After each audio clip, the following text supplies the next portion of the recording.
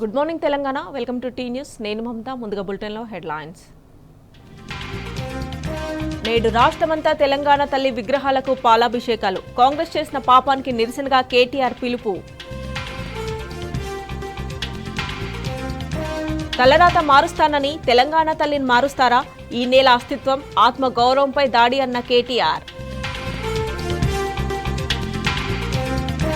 Assembly సమావేశాల తొలి రోజే సర్కార్ నిరంకుశత్వం.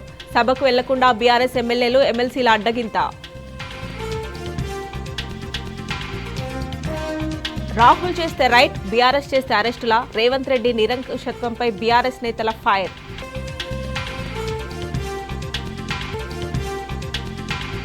తెలంగాణ తల్లులపై పోలీసుల అనుచిత ప్రవర్తన. నిరసన తెలుపుతున్న ఆశా కార్యకర్తలపై కీచక పర్వం.